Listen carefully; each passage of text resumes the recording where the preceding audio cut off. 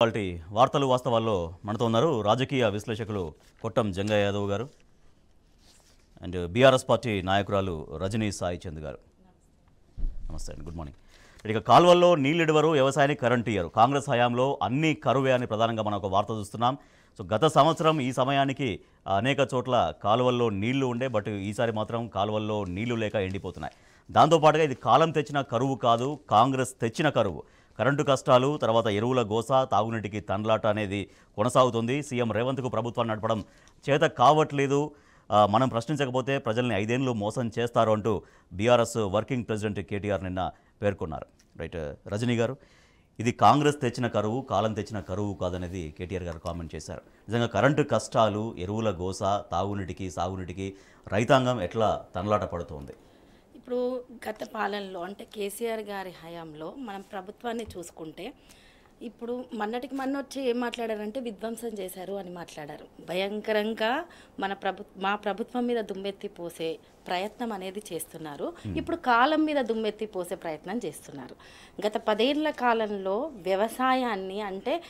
వ్యవసాయాన్ని పండుగ చేయాలని చెప్పేసి, వ్యవసాయం దండగగా ఉన్నది, దీన్ని పండుగ చేయాలని చెప్పేసి వ్యవసాయానికి ఏమేం కావాలి అంటే మొట్టమొదటిగా పెట్టుబడి సాయం కావాలి, తర్వాత కరెంటు కావాలి, తర్వాత సాగునీరు అందించాలి, ఎరువుల కొరత ఉండొద్దు, ఇలా అనేక అంశాలు అంటే రేపు పంట కొనుగోలుకు సంబంధించి ఇలా వ్యవసాయాన్ని ప్రధాన భూమికగా చేసుకొని రైతు బాగుపడితే, పల్లెలు బాగుపడితే, సాగు మంచిగా ఉంటే 70% వ్యవసాయ ఆధారిత కుటుంబాలు ఉన్నాయి. కాబట్టి తెలంగాణలో వ్యవసాయాన్ని ప్రధాన భూమికగా చేసుకొని కేసీఆర్ గారి హయాంలో అత్యద్భుతంగా రాబోయే కాలంలో రాష్ట్రం గురించి దేశం మొత్తం చెప్పుకునే విధంగా వ్యవసాయాన్ని ముందుకు తీసుకుపోయి పంజాబ్ లాంటి రాష్ట్రాలనే వెనక్కి నెట్టిన పరిస్థితుల్లో మన రాష్ట్రం ఉన్న పరిస్థితిని ఈరోజు రేపు వాటర్ ఇచ్చే విషయంలో కావచ్చు, కరెంట్ ఇచ్చే విషయంలో కావచ్చు, రైతు బంధుకు సంబంధించిన విషయంలో కావచ్చు, రైతు భరోసా ఇస్తామన్నారు, దాన్ని పెంచిస్తామని చెప్పారు, మళ్ళీ రైతు బంధునే ఇచ్చారు. ఆ రైతు బంధు కూడా ఇప్పటికీ ఇవ్వని పరిస్థితి ఉంది. అంటే పెట్టుబడి సాయం అందించకపోగా, కరెంటును సక్రమంగా ఇవ్వకపోగా, సాగునీరుని అందించకపోగా ఈరోజు రైతులు పడుతున్న అవస్థలు ఎప్పుడో కాంగ్రెస్ ఉన్న కాలంలో ఆత్మహత్యలు చూసాం, పాము కాటుకు బలైనవి చూసాం, కరెంటు లేక కష్టాలను చూసాం, రాత్రిళ్ళు పోయి పంట అక్కడ వ్యవసాయం పండించే ప్లేస్లలో పంట పొలాల దగ్గర పండుకొని అవస్థలు పడుతున్న పరిస్థితులను చూసాము. అంటే మళ్ళీ తిరిగి అదే దుస్థితికి, మళ్ళీ తిరిగి అదే పరిస్థితికి తెచ్చారు. కాబట్టి ఖచ్చితంగా కేటీఆర్ గారు చెప్పింది నిజం, ఇది కాలం చేసింది కాదు, కాంగ్రెస్ చేసిన కరువు అనేది చెప్తున్నట్టుగా. నమస్తే తెలంగాణ బ్యానర్ ఫోటో కూడా మనం చూస్తున్నాం, క్లిప్ నెంబర్ 1లో ఉంది. అంటే అక్కడ కాలువలున్న గోదావరి నీళ్ళు విడుదల చేయకపోవడంతో పంట మొత్తం కోసేసి పశువులకి మేతగా వేస్తున్నటువంటి ఒక అది చూస్తున్నాం, ఫోటో చూస్తున్నాం. సో అంటే నిజంగా ఎందుకంటే రైతుల యొక్క స్థితిని ఎందుకు ప్రభుత్వం అర్థం చేసుకోవట్లేదు? ఉన్న నీటిని, సరే నీళ్లు ఎన్ని ఉన్నాయో అన్ని నీళ్ళని, ఆ నీళ్ళని ఒక క్రమ పద్ధతిలో ఉపయోగించి రైతులు కోరుకునే విధంగా నీళ్లు అందించడంలో ఎందుకు వైఫల్యం చెందుతోంది? ఇప్పుడు ఇంతకుముందు అస్తవ్యస్తంగా ఉన్న వ్యవస్థను ఒక దిక్చూచిగా ఒక దారిలో పెట్టారు కేసీఆర్ గారు. ఆ దారిలో పెట్టిన దారిలో నడవడానికి కూడా వాళ్ళకి చేత కావట్లేదండి. వాళ్ళకు పరిపాలన ఎలా కొనసాగించాలి, ఎలా చెయ్యాలి, ఆ వ్యవస్థల మీద వాళ్ళకు ఒక పటిష్టమైన అవగాహన లేకుండా, వాళ్ళు ఊహించకుండానే ప్రభుత్వంలోకి వచ్చిన సందర్భం ఒకటి.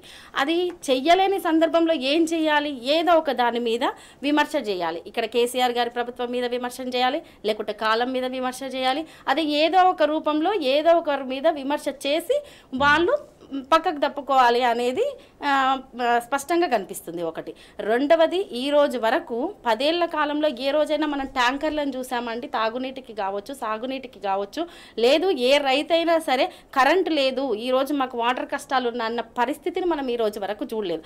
అటువంటిది ఇప్పుడు మేడిగడ్డ అనే ఒక చిన్న విషయాన్ని తీసుకొని, ఒక 3 పిల్లర్ల విషయాన్ని తీసుకొని గోదావరి జలాలు పంటలకు అందకుండా చేసి ఈ పంటలు ఎండిపోవడానికి కారణం కూడా బీఆర్ఎస్ ప్రభుత్వమే అని చెప్పేసి ఒక కుట్రపూరితమైన వాతావరణాన్ని క్రియేట్ చేస్తున్నది అనేది ప్రతి ఒక్కరూ గమనించాల్సిన విషయం. రైట్ జంగయ్య గారు, ఇది కాలం తెచ్చిన కరువు కాదు, కాంగ్రెస్ ప్రభుత్వం తెచ్చిన కరువు అంటూ కేటీఆర్ గారు మాట్లాడారు.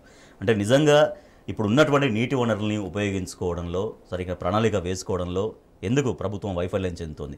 ఉన్నటిని సక్రమంగా సరే ఎంతవరకు అడ్జస్ట్ అవుతాయి, ఎంతవరకు రైతాంగానికి ఇవ్వడానికి కాంగ్రెస్కి వచ్చినటువంటి ఇబ్బంది ఏంటి? వాళ్ళ ప్లానింగ్ సరిగ్గా లేకపోవడం ఏంటి కారణాలు? ఇంతకుముందు మేడం చెప్పినట్టు జలం జీవం, నీరు ప్రాణాధారం. ఒక ప్రాంతం అభివృద్ధి చెందాలంటే నీరు అవసరం. నీరు లేని చోట ఒక మనిషి అభివృద్ధియే కాదు, పశుపక్షాదులు కూడా ఉండలేని పరిస్థితి ఉంటుంది. అలాంటి సందర్భంలో సీఎం కేసీఆర్ గారు ఏదైతే గతంలో చేసినటువంటి కార్యదక్షత కానీ దూరదృష్టితోని కానీ ప్రాజెక్టులను నిర్మించుకొని రీడిజైనింగ్ చేస్తూ ఎక్కడికక్కడ సాగునీటి రంగంలో ఒక నవశకంగా క్రియేట్ చేసినటువంటి సందర్భం మనం చూసాం. గతంలో తీసుకున్నట్లయితే రాష్ట్రానికి ఒక గుండెకాయలాగా కాళేశ్వరం ప్రాజెక్టును కడితే దాంట్లో ఉన్నటువంటి మేడిగడ్డ అనే ఒక దాన్ని తీసేసుకొని దాంట్లో 83 పిల్లర్లు ఉంటే అందులో ఒక 2-3 పిల్లర్స్ ఏదో కుంగిపోయినాయి అని చెప్పేసి వాస్తవానికి నిన్న కేటీఆర్ గారు కూడా నిజంగా 2 పిల్లర్లు కుంగినంత మాత్రాన 83టికి ఎక్కడ కూడా రిపేర్ చేయకుండా దాన్ని అదేవిధంగా వదిలేసి ఏదో భూతద్దంలో చూపించడానికి ప్రయత్నం చేస్తున్నారు. కానీ కేసీఆర్ గారి మీద కానీ గత ప్రభుత్వం మీద మీరు బురద జల్లాలని ఒక ఉద్దేశంతో రైతులకు ఎందుకు ఎండబెడుతున్నారు, రైతు పంట పొలాలను ఎందుకు ఆగం చేస్తున్నారు అని చెప్పేసి చెప్తూనే మీరు నిజంగా కూడా రైతుల మంచి కోరుకునే వాళ్ళైతే ఖచ్చితంగా వాటిని రిపేర్ చేసి రాబో కాలానికి ఇబ్బంది లేకుండా చూడండి అని చెప్పడము. అదేవిధంగా మీరు తీసుకున్నట్లయితే గతంలో మనము కొట్లాడిందే తెలంగాణ రావడానికి కారణము నీళ్లు, నిధులు, నియామకాలు. కానీ వీళ్ళు నీళ్లు వదిలేస్తున్నారు, నియామకాలు కూడా చూసుకున్నట్లయితే గతంలో మనకు టీఆర్ఎస్ ప్రభుత్వం తీసుకున్నటువంటి ఏవైతే ఎగ్జామ్స్ పెట్టేసి నోటిఫికేషన్లు ఇచ్చేసి వాళ్ళకి ఎగ్జామ్స్ రాసి రిజల్ట్ కోసం వెయిట్ చేసిన సందర్భంలో ఎలక్షన్ రావడం వలన వాటిని ఆపడం వలన అవి ఈరోజు వచ్చినటువంటి దాంట్లోని మా ప్రభుత్వం ఏమో 30,000 ఉద్యోగాలు ఇచ్చింది అని చెప్పేసి చెప్పడం. అంటే 30 రోజుల దాదాపు 90 రోజుల కాల వ్యవధిలోనే మీరు ఎగ్జామ్ ఎప్పుడు పెట్టిరు, ఎప్పుడు నోటిఫికేషన్ ఇచ్చారు, ఎప్పుడు రిజల్ట్ వచ్చింది, వాటికి నియామక పత్రాలుగా ఒక భారీ బహిరంగ సభ పెట్టుకొని ఎక్కడికక్కడ మేము చేస్తున్నాము. అంటే ఇది ఎట్లా ఉందంటే ఊర్లలో అంటారు ఏ దొడ్లే కట్టినా పర్వాలేదు కానీ మా దొడ్లే ఇంతే చాలు అంటే ఎవరికో పుట్టిన బిడ్డను మా బిడ్డ అని చెప్పి ముద్దాడేటువంటి దారుణమైన పరిస్థితుల్లో ఈరోజు కాంగ్రెస్ ప్రభుత్వం ఉందని మనం చెప్పొచ్చు. అదేవిధంగా ఇంకొక విషయం ఏంటంటే ఎక్కడ కూడా మీరు మొన్న చూసినట్లయితే రేవంత్ రెడ్డి గారు నిన్న ఫ్లైఓవర్ ఇనాగ్రేట్ చేస్తున్నప్పుడు ఎల్బీనగర్ సందర్భంలో ఈ ఫ్లైఓవర్ మేము చేస్తుంది అనుకుంటున్నారు. కానీ దాదాపు 10 సంవత్సరాల కాల వ్యవధిలో తీసుకున్నట్లయితే 28 ఫ్లైఓవర్లు కానీ బైపాస్లు కానీ ఎక్కడికక్కడ తీసుకున్నా కానీ హైదరాబాద్ చుట్టుముట్టు ప్రాంతమే కాదు తెలంగాణ వ్యాప్తంగా కూడా ఒక హైదరాబాద్ నగరంలోనే అభివృద్ధి చెందితే సరిపోదు, మొత్తం తెలంగాణ అభివృద్ధి చెందాలని ఒక సంకల్పంతో ఎక్కడెక్కడ ప్లానింగ్ చేస్తూ కేటీఆర్ గారి ఒక సూచనలు కానివ్వండి, అదేవిధంగా కేసీఆర్ గారి యొక్క ఆలోచన దృక్పథంతో ముందుకు నడుపుతూ ప్రజలందరినీ ఎక్కడికక్కడ కూడా ఇంతకుముందు మనం హైదరాబాద్లో తీసుకున్నట్లయితే దాదాపు 20,000-30,000 గజం రియల్ ఎస్టేట్ తీసుకున్నట్లయితే కానీ ఇలా ఏ ప్రాంతంలో తీసుకున్నా కానీ అభివృద్ధి చెందింది. అన్నట్టు నిన్న ముఖ్యమంత్రి ఒక ప్రకటన మీరు అన్నట్టుగా సిటీలో ఫ్లైఓవర్లు కానీ లేకపోతే ఇంకా అండర్ పాస్లు కానీ రకరకాల వనరులు క్రియేట్ చేసిందే బీఆర్ఎస్ ప్రభుత్వం. అడ్డుకునేది ఎవరు అనేది అభివృద్ధి మీరు చూసుకున్నట్లయితే ఇంతకుముందు రాజశేఖర రెడ్డి గారు ఉన్నప్పుడు కూడా మీరు తీసుకుంటే 2006 సంవత్సరంలో కూడా ఓన్లీ హైదరాబాద్ చుట్టూ మాత్రమే అభివృద్ధి చెందింది. కానీ ఎప్పుడైతే తెలంగాణ వచ్చిన తర్వాత ప్రతి చోట మినిమం 30 లక్షల రూపాయలకు ఎకరానికి ఎక్కడ కూడా మారుమూల గ్రామంలో తీసుకున్నా కానీ ఎకర భూమి ఉన్నా కానీ ఇలా నేను లక్షాధికారిని అని చెప్పేసి ఒక ఆడపిల్ల పెళ్లి ఉంటే ఒక అద్దెకరం భూమి ఇచ్చేసి పెళ్లి చేసుకున్నటువంటి వాతావరణం క్రియేట్ అయింది తెలంగాణ వచ్చిన తర్వాత. అదేవిధంగా మేము రైతులు అని చెప్పుకునే ఒక గల్లా ఎగరేసుకునే స్థాయి తెలంగాణ వచ్చిన తర్వాత, నీళ్ళు వచ్చిన తర్వాత ఇక్కడ మహబూబ్నగర్ నుంచి కానీ మిగతా ఎక్కడైతే వలస వచ్చినటువంటి సందర్భాలు ఎన్నో చూసినాం. కానీ ఇంతకుముందు తెలంగాణ వచ్చిన తర్వాత హైదరాబాద్ నుండి మళ్ళా తమ గ్రామం ఎక్కడుందని వెతుక్కుంటూ పోయి అక్కడ వ్యవసాయం చేసుకుంటూ మేము గర్వంగా బతుకుతున్నాము, మేము ఒక దగ్గర పని చేయట్లేదు, మేము పనిచ్చే స్థాయికి వచ్చినామని చెప్పడం. అదేవిధంగా మీరు తీసుకున్నట్లయితే గతంలో తీసుకున్నట్లయితే పథకాలు మనము సబ్సిడీలు ఏవైతే ఇస్తున్నారో అట్లాంటివి ప్రతిదీ తీసేసుకొని ఒక సెంటరింగ్ మేస్త్రి ఉంటే వాళ్ళు లోన్ ఇవ్వడం వల్ల దాంతో మేము ఇంకో 4 పెట్టుకొని పనిస్తున్నామని చెప్పడం. ఇలా ఎక్కడికక్కడ కూడా ప్రతి వారి యొక్క ముఖంలో ఒక నవ్వును చూసినటువంటి టీఆర్ఎస్ ప్రభుత్వంలో ఈరోజు వారి యొక్క అర్థనాదాలు మేము వద్దు బాబు మాకు మేము ఏదో తప్పు చేసినాం అనే ఒక ఆలోచన విధానం చూడొచ్చు మనం. రజనీ గారు, హైదరాబాద్ అభివృద్ధిని అడ్డుకుంటే నగర బహిష్కరణ అంటూ ముఖ్యమంత్రి గారు మాట్లాడారు. నిజంగా నగరాన్ని అభివృద్ధి చేసింది ఎవరు, అభివృద్ధి కోసం తపన పడింది ఎవరు, శ్రమించింది ఎవరు అనేది నగర ప్రజలకు ఎట్లా గుర్తుగా ఉంది? ఇది వింటే నవ్వాలో ఏం చేయాలో అర్థం కావట్లేదండి. అభివృద్ధి గురించి కాంగ్రెస్ మాట్లాడుతుంది, కాంగ్రెస్ ప్రభుత్వం మాట్లాడుతుందంటే అభివృద్ధికి ఆమడ దూరంలో ఉన్నదే కాంగ్రెస్ ప్రభుత్వం. ఈరోజు హైదరాబాద్ నగరం ఒక్క హైదరాబాద్ నగరమే కాదండి, తెలంగాణలో అభివృద్ధి అంటే అది బీఆర్ఎస్ ప్రభుత్వము కేసీఆర్ గారి పాలనలే జరిగింది అన్న సంగతి ప్రతి ఒక్కరు, మన రాష్ట్రంలో ఉన్న ప్రజలు కాదు ఇతర రాష్ట్రాల్లో ఉన్న ప్రజలు అంతెందుకండి రజనీకాంత్ లాంటి వాళ్ళు సెలబ్రిటీలు కూడా వచ్చి ఇది హైదరాబాదేనా అని ఆశ్చర్యపోయిన సందర్భాలు మనం అనేకం విన్నాం.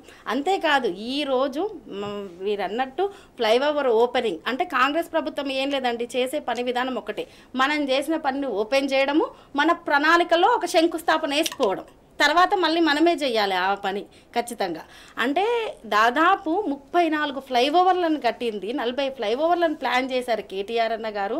ఏదైతే జేహెచ్ఎంసీ పరిధిలో 40 ఫ్లైఓవర్లను ప్లాన్ చేయడం, అందులో 34 కంప్లీట్ చేయడం, 35వది నిన్న బైరామల్గూడలో కంప్లీట్ చేసి, అంటే జస్ట్ ఓపెన్ చేసి అది మొత్తం మేమే కట్టినాము, అభివృద్ధిని అడ్డుకోవద్దు, నేనే రంగాను నేనే దొంగాను, ఇది నేనే మాట్లాడేది అది నేనే అన్నట్టు ఈరోజు రేవంత్ రెడ్డి గారు ప్రవర్తించే తీరును చూస్తే నవ్వాలో ఏమనాలో అర్థం కావట్లేదండి. అభివృద్ధి అనేది కాంగ్రెస్ పార్టీ చరిత్రలోనే లేదు.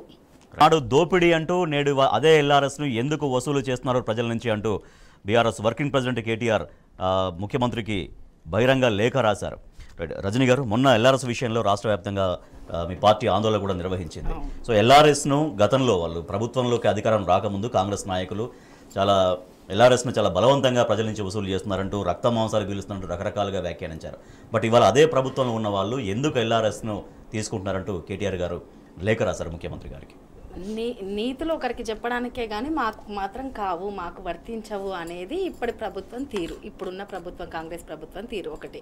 అప్పుడు ఎల్ఆర్ఎస్ గురించి మాట్లాడుతూ మ్యారేజెస్ను కూడా రెగ్యులైజేషన్ చేసుకోవాలనేమో అని అపహాస్యం చేశారు. రక్త మాంసాలను పీల్చి పిండి ప్రజల రక్త మాంసాలను తాగుతుంది, పీల్చి పిప్పి చేస్తున్నారని మాట్లాడారు. మరి ఈరోజు వాళ్ళు ప్రభుత్వంలోకి వచ్చినాక చేసిన పని ఏంటి? వాళ్ళు ప్రతిపక్షంలో ఉన్నప్పుడు ప్రజలను రెచ్చగొట్టడం, నోటికొచ్చినట్టు ఏదంటే అది మాట్లాడడం, ఎట్లా పడితే అట్లా ప్రవర్తించడము, ఏదైనా చేయొచ్చు, ఏదైనా మాట్లాడవచ్చు. అంటే అధికారంలోకి రావడం మాత్రమే, అధికారంలోకి వచ్చే వరకే మేము మాట్లాడే మాటలు, ప్రాక్టికల్గా వచ్చేసరికి మేము చెప్పిన హామీలను నెరవేర్చము, మేము అప్పుడు ప్రతిపక్షంలో ప్రజల ముందుకు వచ్చి ఏదైతే మాట్లాడామో దాన్ని చెయ్యము అనడానికి ఇదొక నిదర్శనం. ఈరోజు మధ్యతరగతి కుటుంబాల మీద ఎన్ని వేల కోట్ల భారం పడుతుంది అనేది కేటీఆర్ గారు వివరిస్తూనే ఉన్నారు. మరి మీరు అంతకుముందు ఉన్నప్పుడు మాట్లాడిన పరిస్థితి ఏంది, ఇప్పుడు మాట్లాడిన పరిస్థితి ఏంది? మరి మా ప్రభుత్వాన్ని విమర్శించినప్పుడు మరి మీ ప్రభుత్వం సేమ్ అదే తీరుగా పనిచేయడం ఏంది? వేరే రకంగా ఉండాలి కదా. మరి మీరు చెప్పే మాటలేంది? మేము ఆ రకంగా ఆ రోజు మాట్లాడలేదు. మేము ఎల్ఆర్ఎస్ విషయంలో మీరు చెప్పిన మాటను మీకు గుర్తు చేస్తున్నాం కాబట్టి మేము ధర్నాలు చేస్తున్నాం. మీరు ఒక్కరు కాదండి, రేవంత్ రెడ్డి గారు కావచ్చు, ఉత్తమ్ కుమార్ రెడ్డి కావచ్చు, బట్టి విక్రమార్క గారు కావచ్చు, సీతక్క గారు కావచ్చు, ఒక్కొక్కరు ఒక్కో రీతిలో అంటే విమర్శ ఏదొస్తే, ఏ నోటికి ఏదొస్తే అది విమర్శించాలి అనేదే పని పెట్టుకొని మరీ చేశారు. మాట్లాడిన వాళ్ళు అందరూ ఇప్పుడు మంత్రులుగా ఉన్నారు, అందరూ మంత్రులుగా ఉన్నారు. మళ్ళీ మేము మాట్లాడింది మేము కాదు, అది మాకు సంబంధం లేదు, ఈరోజు ప్రభుత్వంలో ఉన్నప్పుడు మేము చేయాల్సింది చేస్తాము అనే తీరుగానే వాళ్ళ ప్రవర్తన ఉంది. ఖచ్చితంగా ప్రజలు కూడా దీన్ని గమనిస్తారు. కేటీఆర్ గారు పెద్ద ఎత్తున మన ధర్నా కార్యక్రమమే కాదు, పెద్ద ఎత్తున ప్రజల్లోకి మేము ఇది కూడా తీసుకెళ్తున్నాము. కాబట్టి ప్రజల మీద భారం పడకుండా చూడాల్సిన బాధ్యత ఇప్పుడున్న ప్రభుత్వం. లేఖలు అదే డిమాండ్ చేశారు, మాట మార్చినందుకు ప్రజలకు ముఖ్యమంత్రి క్షమాపణ చెప్పాలి అని. క్షమాపణ చెప్పాలి, దీన్ని వెనక్కి తీసుకోవాలి, ఖచ్చితంగా ఉచితంగానే అమలు చేయాలి. దీని వరకు ఎంతవరకు అయితే అంతవరకు వెళ్తాము అన్న సంగతి కూడా కేటీఆర్ గారు చెప్పారు. బాధ్యత రాహిత్యమైన ప్రభుత్వం అంటే ఎట్లుంటుందో ఇప్పుడు చూస్తున్నామండి మనం. అంటే ఏదంటే అది మాట్లాడవచ్చు, బాధ్యతల్లో మాత్రం మేము మాట్లాడింది ఒక్కటి కూడా చెయ్యము. దీన్ని బట్టే అర్థమవుతుంది వాళ్ళు 6 హామీలు, 6 గ్యారంటీలు, 6లో ఉన్న 13 అంశాలు, 420 ఏదైతే హామీలు ఉన్నాయో అవి ఎంతవరకు నెరవేరుస్తారు అనేది ఇటువంటి అంశాలను చూస్తేనే అర్థమవుతుంది. ప్రజలు ఈరోజు ఇంకా 100 రోజులకు ఒక 4-5 రోజుల టైం ఉంది. 100 రోజుల తర్వాత ప్రజలకే ఇప్పటికీ అర్థమైంది, చాలా పెద్ద ఎత్తున ప్రజల నుంచే ఎందుకు ఇటువంటి ప్రభుత్వాన్ని మేము ఎన్నుకున్నామని బాధపడుతున్నారు. కానీ బట్ ఒక్కొక్కటిగా మేము హామీలు 6 గ్యారెంటీలు అమలు చేస్తున్నామని చెప్తున్నారు. కానీ నిజంగా ఆ 6 గ్యారెంటీల అమలు అనేది ఆ ఫలితం నిజంగా గ్రౌండ్ అవుతుందా లేదా, నిజంగా ఎంతమందికి అందుతుందో ఎంతమందికి అందట్లేదు, ఎంత గందరగోళంగా ఉంది, ఎంత కన్ఫ్యూజన్గా ఉంది, మరి వీటి గురించి ప్రభుత్వం ఎందుకు చెప్పలేకపోతుంది? వాళ్ళకు ఒక ప్రణాళిక లేదండి. ఫస్ట్ 6 గ్యారెంటీల గురించి ఏదో ఒక హామీ ఇచ్చినాము, మనం అధికారంలోకి వస్తామా రామా, అసలు వాళ్ళకి వస్తామన్న ఊహ కూడా లేదు. ఒక మనమైతే ఒక గ్యారెంటీలు ఏవో ఒకటి అందం, దానికి సంబంధించి ఎప్పుడు కానీ అధికారంలోకి వచ్చే ముందు ఒక ప్రణాళిక వేసుకొని రావాలి. వాళ్ళు అటువంటిది ఏది లేదు. ఏది పడితే అది కోరికలు, ఎట్లా పడితే అట్లా హామీలు ఇవ్వడం జరిగింది. అవి ఎట్టి పరిస్థితుల్లో అమలు చేయడం లేదు. రైట్. జంగా యాదవ్ గారు, ప్రజలపై 20,000 కోట్ల భారాన్ని ఎల్ఆర్ఎస్ రూపంలో ఇస్తోంది, అప్పుడు మమ్మల్ని దూషించి ఇప్పుడు అదే పని ప్రభుత్వం ఎందుకు చేస్తోంది అనే ప్రశ్న కేటీఆర్ గారు వేస్తూ ముఖ్యమంత్రి గారికి బహిరంగ లేఖ రాశారు. సో ఎల్ఆర్ఎస్ విషయంలో ఉచితంగా అమలు చేయాలన్న డిమాండ్లో ప్రభుత్వం ఎట్లా ఆలోచించాల్సిన అవసరం ఉంది? ఇంతకుముందు మేడం చెప్పినట్టు ఈ చందమామ కథలలో మనం బేతాళ కథలను చదువుతాం. బట్టి విక్రమార్క గారు మాట్లాడుతూ నో ఎల్ఆర్ఎస్ నో బీఆర్ఎస్ అని చెప్పేవారు. కానీ విక్రమార్కుని కథల్లాగానే బేతాలని కథల్లాగానే క్వశ్చన్ మార్క్గానే మిగిలిపోతుంది ఈ ఎల్ఆర్ఎస్ ప్రాజెక్ట్ అయినా. కానీ సీతక్క కూడా బాగా తెలుసు, రక్త మాంసాలు పీడ్చుక తింటున్నారు మధ్యతరగతి కుటుంబాలది అని చెప్పేసి ఒక కామెంట్ చేయడం జరిగింది. మరి ఈరోజు రక్త మాంసాలు కాకపోతే అవన్నీ ఏమన్నా పరవాన్న భోజనాలు అవుతున్నాయా? అంటే 20,000 కోట్ల రూపాయలు పేద మధ్యతరగతి కుటుంబాల నుంచి ఎల్ఆర్ఎస్ రూపంలో తీసుకోవాలనే ఒక మీ సంకల్పము ఏ విధంగా కనపడుతుంది? ఆ రోజు రక్త మాంసాలుగా కనపడ్డటువంటి సందర్భము ఈరోజు మీకు పరమాన్నంలాగా ఎట్లా కనపడుతుంది? మరి ఈరోజు ఎందుకు మాట్లాడలేకపోతున్నారు? మీరు మంత్రి హోదాలో ఉన్నారు, ఆ రోజు ఇంకా ప్రతిపక్షం అనుకున్నారు, కానీ ఈ రోజు ఉన్నటువంటి సందర్భంలో మీరు ఎందుకు రేవంత్ రెడ్డి గారిని అడగలేకపోతున్నారు? మరి బట్టి విక్రమార్క గారు మీరు ఇచ్చినటువంటి సందర్భం నో ఎల్ఆర్ఎస్ నో బీఆర్ఎస్ అంటే మరి ఇలా నో కాంగ్రెస్ అని చెప్పాలా? రేవంత్ రెడ్డి గారి యొక్క మాటలు ఎట్లున్నాయంటే నీటి మూటల్లాగానే, అంటే ఎక్కడే కూడా చెప్పేది ఒకటి చేసేది ఒకటి. అంటే తను చేస్తే సంసారము, పక్కోడు చేస్తే వ్యభిచారం. అంటే ఇంత దారుణమైన స్థితి అధికారం వచ్చే వరకు ఒక కాంగ్రెస్ పార్టీ వర్కింగ్ ప్రెసిడెంట్గా ఉన్నటువంటి రేవంత్ రెడ్డి గారు ఇలా సీఎం అయిన తర్వాత కూడా పేగులు తీస్తాను, పండబెట్టి తొక్కుతాను, ఎక్కడికి కూడా మమ్మల్ని చేసే మొగోడవాడు అంటే ఎక్కడ రెచ్చగొట్టే తను నిజంగా కూడా సీఎం పదవి కంటే కూడా అడిగితే ఒకసారి సందర్భంలో ఒక మీటింగ్లో మనం చూసినట్లయితే ఇదే రేవంత్ రెడ్డి గారు తాళం చేతులు నా దగ్గర లేవు, ఏదైనా అడగాలంటే మనం బట్టి అన్నని అడగాలి అన్నారు. నిజంగా తాళం చేతులు మీ దగ్గర లేనప్పుడు, అధికారమే మీ దగ్గర లేనప్పుడు మరి సీఎం పదవి మాత్రం మీకు ఎట్లా చేస్తున్నారు అని చెప్పేసి కూడా జనాల్లో ఒక ఆలోచన విధానం. అంటే తను సైన్యము, మనం బాహుబలి సినిమా చూసి ఉంటాం మనం, అందులో మామూలుగా ఆమె రమ్యకృష్ణ గారు ఒకటి పెడుతుంటారు కాంపిటీషన్ పెట్టినప్పుడు దాంట్లో పోయినప్పుడు ఇదే ప్రభాస్ కానీ అదే రానా వెళ్ళినప్పుడు ఇద్దరు యుద్ధం గెలిచి వచ్చిన తర్వాత ఎక్కడైతే రాజు ఎవరు సైనికుడు ఎవరు అని చెప్పి డిసైడ్ చేసిన సందర్భంలో ఆమె క్లియర్గా చెప్తుంది, రాజుగా ప్రభాసం చేస్తున్నాను అని చెప్పేసి సైనికునిగా. ఎందుకంటే నిజంగా కూడా నువ్వు సైనికులు మీరిద్దరు వీరోచిత పోరాటం చేసిరు, కానీ సైనికునికి ఉండాల్సినటువంటి అంశం ఉంది, కానీ నీలో రాజు అంటే ప్రజలను కాపాడే తత్వం నీలో లేదు. ఎక్కడైతే పోరాటం చేసే తత్వం మీ దగ్గర ఉంది అంటే మీరు మాటలు చెప్పే తత్వం మీ దగ్గర రేవంత్ రెడ్డి గారి దగ్గర అనర్గళంగా మాట్లాడగలుగుతారు, అనర్గళంగా అన్నా అంటే నేనున్నా అని చెప్పి జనాల్లో ఒక నమ్మకం కలిగిస్తున్నారు. కానీ సమయానికి వచ్చేసరికి అవసరానికి వాళ్ళని కాపాడాల్సి వచ్చిన సందర్భం వచ్చేసరికి మాత్రం చేతులు ఎత్తేసి నా చేతిలో ఏమీ లేదు, తాళం చేతి మాత్రం మా బట్టి విక్రమార్క గారి చేతిలో ఉందని చెప్పి తప్పించుకునే ధోరణి చేస్తున్నారు. అంటే ఇట్లాంటి సందర్భం నిజంగా రేవంత్ రెడ్డి గారు మిమ్మల్ని నమ్మి ఇలా ఓట్లు వేసిరు, సరే 49కి 51కి ఒకటి గెలిచినట్టే అని చెప్పేసి మీరైతే అధికారం ప్రమాణ స్వీకారం చేసిరో దాదాపు 92-93 రోజులు వస్తుంది. 100 రోజులు మీరు ఇచ్చినటువంటి వాయిదా అయితే ఏదైతుందో వచ్చే వారంలోపు అయిపోతుంది. కానీ ప్రజలకు మాత్రం మీరు ఇచ్చినటువంటి 460 హామీలు ఏవైతే ఉన్నాయో దాంట్లో ఇప్పుడు మీరు ఫ్రీ ఉచిత గ్యారంటీలు ఏదైతే మీరు ఉచిత బస్సు అన్నారో బస్సు మాత్రం లేవు, కానీ పబ్లిక్ మాత్రం దానికి ఎగబడుతున్నారు. అంటే దానికి తగ్గట్టు కూడా మీరు ఎక్కడ కూడా అరేంజ్మెంట్స్ చేయలేదు. అంటే అందులోనే ఇవాళ మనం మహిళలను చూసుకున్నట్లయితే ఫ్రీ బస్ అని చెప్పి నిజంగా అవసరాలకు బయటకు వెళ్ళే వారికి ఎంత ఇబ్బంది అవుతుంది. ఈరోజు మనం ఎక్కడ సిగపట్లు పడుతున్నారు. అదేవిధంగా మనం ఫ్రీ కరెంట్ అని చెప్పేసి ఏదైతే మీరు చెప్పారో ఇప్పటివరకు 200 యూనిట్లు అన్నారు, కానీ దాని మీద 201 యూనిట్ వస్తే మా పరిస్థితి ఏంది, బిల్లు కట్టమని చెప్పేసి వాళ్ళు ఇంటి మీదకి వచ్చి కనెక్షన్లు తీసేసిపోతున్నారు. మరి వాళ్ళ పరిస్థితి ఏంది? అంటే మీరు ఎక్కడ కూడా ఒక పరిణామము, ఒక ప్లానింగ్ లేకుండా ఏదో యాక్సిడెంటల్గా సీఎం అయినాను, లేకపోతే అనుకోకుండా మేము పదవిలోకి వచ్చినాము, అనుకోకుండా ప్రభుత్వం అధికారం చేపట్టింది, కానీ ఇప్పుడు మేము అన్ని చదువుకుంటాము అని చెప్పేసి ఆలోచనతో ఉన్నారు. కానీ నిజంగా ప్రజలకు మీరు ఒక ప్లానింగ్ ప్రకారం చేసి ప్రజలకు ఒక అవసరాలను తీరుస్తాము, ఏ విధంగా కరెంటు కష్టాలు కానివ్వండి, ఇదే విధంగా ఎల్ఆర్ఎస్ విషయం తీసుకున్నా కానీ అభివృద్ధి విషయం తీసుకున్నా కానీ ఎక్కడ కూడా ఒక ప్లానింగ్ లేకుండా మేము పదే మీరు రేవంత్ రెడ్డి గారు చెప్తున్నారు నేను 3 నెలల కాలేజీలో ఎప్పుడైనా విశ్రాంతి తీసుకున్నానా? మీరు 3 నెలల కాల వ్యవధిలో తీసుకోలే, కానీ 14 సంవత్సరాల నుంచి కూడా పోరాటం చేస్తూ కంటి మీద కునుకు లేకుండా ఎక్కడ ప్లానింగ్ చేయాలి, ఎక్కడ ప్రజలకు అందుబాటులో ఏ విధంగా ఇబ్బందులు రాకుండా ఎదుర్కోవాలని చెప్పి ఒక ప్లానింగ్ ప్రకారం తీసుకున్నటువంటి కేసీఆర్ గారిని తీసుకున్నట్లయితే మీరు అసెంబ్లీకి రావట్లేదమ్మా అని చెప్పేసి మన మీరు ఒక సందర్భంలో మాట్లాడినట్లయితే నిజంగా కూడా 10th క్లాస్ వాళ్ళు ఇంటర్ వాళ్ళు రెగ్యులర్గా కాలేజీకి పోతారు, ఎందుకంటే రెగ్యులర్ అటెండెన్స్ ఉండాలని చెప్పేసి. కానీ అదే కాంపిటేటివ్ ఎగ్జామ్స్ యూపీఎస్సీ కానీ గ్రూప్స్ కానీ ప్రిపేర్ అయ్యేటటువంటి ఒక సమర్థవంతమైన విద్యార్థి నిజంగా ఇంట్లో కూర్చొని ప్లానింగ్ చేసుకుంటూ పర్ఫెక్ట్గా సక్సెస్ అయ్యి అధికారం తీసుకొని రేపు భవిష్యత్తులో ప్రజలకు ఉపయోగపడే విధంగా ఉంటారు. కానీ మీరు ఇంకా కాలేజ్ పిల్లలు లేకనో చిన్నపిల్లలు ఏది స్కూల్ పిల్లలు లాగానో ప్రయత్నం చేస్తూ రెగ్యులర్గా స్కూల్కి పోతున్నా నేనే వర్తువులు, నేనే ఒక సమర్థవంతమైన నాయకుడిని, ఎక్కడ కేసీఆర్ గారు ఫామ్ హౌస్లోకి వెళ్ళి బయటకు వస్తలేరు. ఎప్పుడైతే కేసీఆర్ గారు ఫామ్ హౌస్లోకి వెళ్ళి బయటకు వస్తలేరంటే కాంపిటేటివ్ ఎగ్జామ్స్కి ప్రిపేర్ అవుతూ ప్రజలను తెలంగాణని ఏ విధంగా డెవలప్ చేయాలి, ఏ విధంగా తెచ్చుకోవాలి ఒక ప్లానింగ్ ప్రకారం చేస్తూ ఇలా ప్రజల సుఖ సంతోషాలకు ఆదర్శప్రాయుడు కేసీఆర్ గారు నిలబడ్డారు. మీరు 3 నెలల కాల వ్యవధిలోనే పబ్లిక్ లో చులకన భావం ఏర్పడిందని చెప్పొచ్చు. రైట్, ఇప్పటికే రజనీ గారు అంటే ఆల్రెడీ కాంగ్రెస్ ఇచ్చినటువంటి హామీల అమలుకు సంబంధించి ప్రజల నుంచి ఒక ప్రశ్నలు మొదలైనాయి. సో కరెంటు విషయంలో కావచ్చు, నీళ్ల విషయంలో కావచ్చు, నిన్న కూడా జగిత్యాల్లో మీరు హామీ ఇచ్చిన ప్రకారం కళ్యాణ లక్ష్మితో పాటు తులం బంగారం ఇస్తామన్నారు. ఆ తులం బంగారం ఎక్కడ పోయిందనే ప్రశ్నలు మహిళల నుంచి వస్తున్నాయి. తులం బంగారం ఎటు పోయి కళ్యాణ లక్ష్మికే దిక్కులేదు అంటే ఒకటండి, ఫస్ట్ అక్కడ 2 అంశాలు మనం గమనించాలి.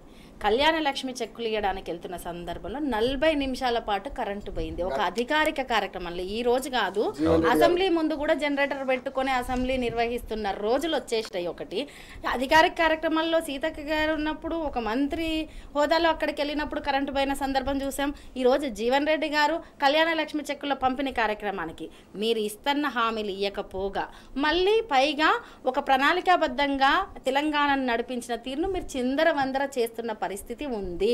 ఈరోజు ఒక 10 ఏళ్ల పాటు ఒక 50 ఏళ్లకు సరిపడే ఒక ప్రణాళికను, అభివృద్ధిని, దిక్చూచిని చూపించిన కేసీఆర్ గారి పాలనలో మీరు 5 ఏళ్ల పాటు ఇంకా ఒక 50 ఏళ్ళు వెనక్కి తీసుకుపోయే పరిస్థితి వస్తుంది. ఈరోజు మీ అధికారిక కార్యక్రమంలో కరెంటు పరిస్థితి ఇట్లుంటే పోయి పల్లెల్లో చూడండి, రైతులకు పంటలకు కరెంటు లేని పరిస్థితిని చూడండి.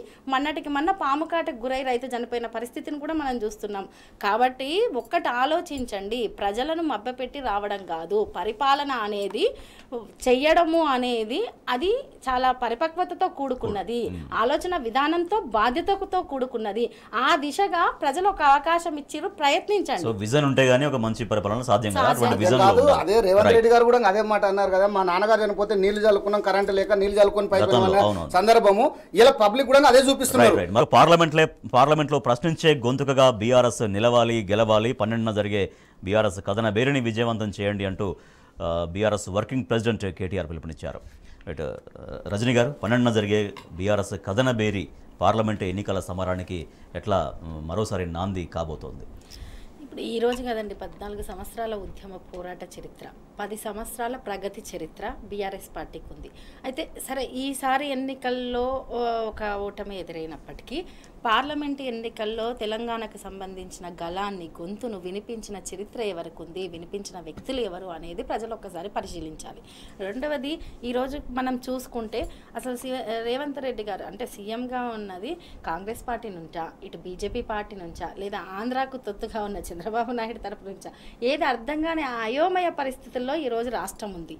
రేపు కేంద్రం నుంచి కావచ్చు, ఇంకెక్కడైనా సరే పార్లమెంట్లో మన గొంతు వినపడాలంటే ఈ ప్రాంత ప్రయోజనాలను ప్రాముఖ్యంగా తీసుకున్న బీఆర్ఎస్ పార్టీకి సంబంధించిన నాయకుల వల్లనే అవుతుంది అనేది ప్రతి ఒక్కరికి తెలుసు. అదే దిశగా 12వ తారీఖు నాడు పెద్ద ఎత్తున కరీంనగర్లో సభ నిర్వహించడం జరిగింది. ముఖ్యంగా మనము మన ప్రాంతము ఎంత నష్టపోతుంది అనేది కేఆర్ఎంబీకి సంబంధించిన విషయంలో మొన్నటికి మొన్న వీళ్ళు కృష్ణా జలాల విషయంలో సంతకం పెట్టి, అంటే ఎటువంటి అవగాహన లేకుండా కేంద్రం ఒక మాట చెప్పిందని చెప్పేసి కేంద్రానికి తల ఒగ్గి తన సంతకం పెట్టి వచ్చిన సందర్భం చూస్తున్నాం. రేపు భవిష్యత్తులో అటువంటివి ఎన్నో జరగబోతాయి. ఇన్నాళ్ళు మనం కొట్లాడింది ఏదైతే ఉందో అటువంటి వాటిని మొత్తము మనం మళ్ళీ తిరిగి కొట్లాడే పరిస్థితిలోకి నెట్టివేయబడుతున్నాం. కాబట్టి తెలంగాణ గలము, తెలంగాణ బలము అనేది బీఆర్ఎస్ పార్టీ ఏదైతే బీఆర్ఎస్ పార్టీ నుంచి ఎవరైతే నాయకులు రేపు పార్లమెంట్లో అడుగుపెట్టబోతున్నారో వాళ్ళ చేతుల్లో ఉంది. 12వ తారీఖు నాడు జరిగే సభను విజయవంతం చేయాల్సిందిగా కేటీఆర్ అన్న గారే కావచ్చు, బీఆర్ఎస్ శ్రేణులే కావచ్చు, ప్రతి ఒక్కరు కోరుతున్నారు. ప్రజలు కూడా ఈ 3 నెలల కాలంలో ఆ వ్యతిరేకతను చూసి, సో ఇందాక మీరు మాట్లాడినట్టుగా పార్లమెంట్ ఎన్నికలు అయ్యాక టోటల్గా బీజేపీతో వెళ్తారు బీజేపీలోకి రేవంత్ వెళ్తారు అంటూ నిన్న మీ పార్టీ నాయకులు కూడా నిన్న మాట్లాడారు. ఇప్పటికే గురువుతో పాటే శిష్యుడు అనేది ఇప్పటికే కాంగ్రెస్ పార్టీలోనే చాలామంది శ్రేణులకు ఒక గందరగోళ వాతావరణం ఉంది. మొన్నైతే వేదిక మీద బడేబాయ్ చోటబాయ్ ఇలా మాట్లాడుకున్న సందర్భంలో అరే రాహుల్ గాంధీ గారు ఒక రకమైనది, ఇప్పుడు ఎలక్షన్స్ జరుగుతున్నాయి, కేంద్రంలో 2 పార్టీలు కొట్లాడుతున్నాయి, ఎన్నో సంవత్సరాల నుంచి రాహుల్ గాంధీ గారు ఒక రకంగా విమర్శిస్తూ వస్తుంటే ఈరోజు రాష్ట్రంలో మాత్రం మరి మీరు చేస్తున్న తీరు ఏంది అని చెప్పేసి కాంగ్రెస్ పార్టీలో కూడా అంతర్గతంగా వాళ్ళు మాట్లాడుకుంటున్న సందర్భం ఉంది. కాబట్టి ఈ అంటే గుజరాత్ మోడల్ని రాహుల్ గాంధీ చాలా తీవ్రంగా వ్యతిరేకిస్తారు. బట్ ఇక్కడ రేవంత్ రెడ్డి గారేమో గుజరాత్ మోడల్ చాలా అద్భుతం అంటే ఇక్కడ ప్రేజ్ చేయడం. అందరూ తెలంగాణను, హైదరాబాద్ మోడల్ని రాష్ట్రమే కాదు దేశమే ఖ్యాతిస్తున్న సందర్భంలో గుజరాత్ మోడల్ని తీసుకొచ్చి ఈ రోజు ఇట్లా మాట్లాడి రాహుల్ గాంధీ విమర్శకి అంటే వాళ్ళ పార్టీ యొక్క నాయకుడికి ఎటువంటి విలువ లేదనమాట. రాష్ట్రంలో అలా ప్రవర్తిస్తున్న తీరు చూస్తూనే ఉన్నాం. రైట్, జంగాయాదవ్ గారు, పార్లమెంట్లో తెలంగాణ ప్రయోజనాలని, ప్రజల హక్కులను కాపాడాలంటే అది బీఆర్ఎస్తోనే సాధ్యమంటూ బీఆర్ఎస్ పార్టీ చెప్తోంది. ఆ మేరకు 12వ రోజు బీఆర్ఎస్ భారీ కథన బేరీని నిర్వహించబోతోంది.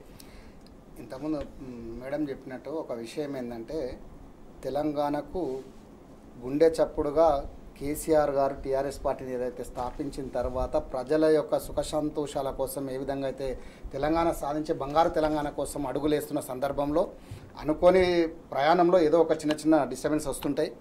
అలాంటి సందర్భమే మన వచ్చినటువంటి ఎలక్షన్స్.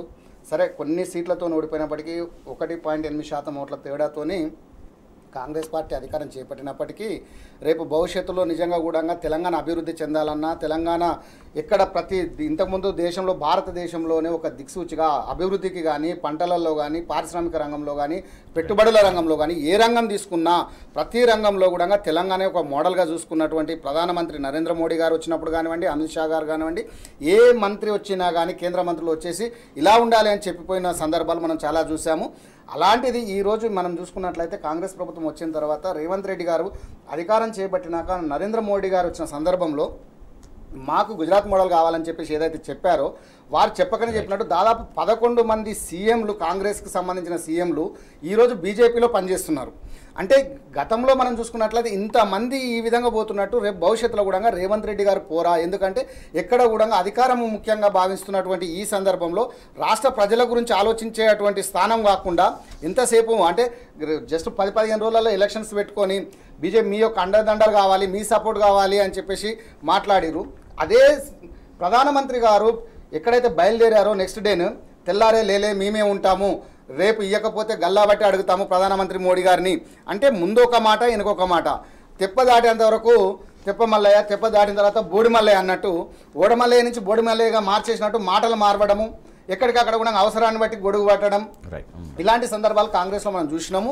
నిజంగా కూడా రేవంత్ రెడ్డి గారు మీరు ఎంతసేపు కేంద్రం గురించో లేకపోతే వేరే వాళ్ళ కోసం నాయకత్వం కోసమో కాకుండా ప్రజల కోసం పనిచేసినట్లయితే, ప్రజల మన్ననలు పొందినట్లయితే రేపు భవిష్యత్తులో మీకు ఉంటుంది. కానీ కాంగ్రెస్ వస్తే, అధికారం వస్తే అంధకారం అవుతుంది అని చెప్పేసి ఇంతకుముందు చెప్పినట్టు జనాలు చెప్పినట్టు ఇలా జనాల్లో మీరు నిజం చేస్తున్నారు. ఆ అంధకారం నుంచి కాంతులు వెలువడే విధంగా తెలంగాణ అభివృద్ధి చెందే విధంగా చేసినట్లయితే బాగుంటుందని చెప్పేసి నా ఒక అభిప్రాయం. చివరిగా రజనీ గారు, అంటే ప్రజల్లో ఎటువంటి నమ్మకం ఉంది? ఎస్, నిజంగా ఢిల్లీలో తెలంగాణ ప్రయోజనాలు కాపాడాలంటే బీఆర్ఎస్ ఉండాలి అనేటువంటి నమ్మకాన్ని ప్రజల్లో మీకు ఏం కనిపిస్తుంది? పార్టీ కంక్లూడింగ్ చెప్పండి 1 minute. మొన్న అసెంబ్లీ ఎలక్షన్లో కూడా చాలా వరకు కేసీఆర్ గారి మీద ప్రజల్లో అమితమైన అభిమానము, తెలంగాణ ఉద్యమ చరిత్ర మీద అంటే ఆ పట్టు అనేది అంటే వాళ్ళల్లో అది అనేది ఖచ్చితంగా ఉంది.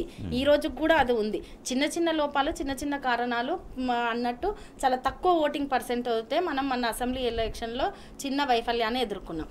ప్రజల్లో ఇప్పటికీ 3 నెలల కాలం చూసిన తర్వాత ఏమనిపిస్తుంది అంటే కేసీఆర్ గారే మళ్ళీ రావాలి, అటువంటి నాయకుడు మనకు కావాలి, అటువంటి పార్టీ నుంచే ఒక నాయకత్వం మనకు కావాలి, మనం కొన్ని తప్పిదాలు జరిగినాయి అలా మాట్లాడుకుంటున్న సందర్భం ఉంది. కాబట్టి మన గలము, మన దళము అనేది పార్లమెంట్లో ఉండాలని చెప్పేసి ప్రజలు భావిస్తున్నారు, మన శ్రేణులు భావిస్తున్నారు. ఖచ్చితంగా అది ఉండాలి, ఉంటేనే తెలంగాణకు న్యాయం జరుగుతుంది. Thank you so much Rajani Sai Chand గారు. థ్యాంక్ యూ సో మచ్ కొట్టం జంగయ్య యాదవ్ గారు. ఇది ఇవాల్టి వార్తలు వాస్తవాలు. చూస్తూనే ఉండండి టీ న్యూస్.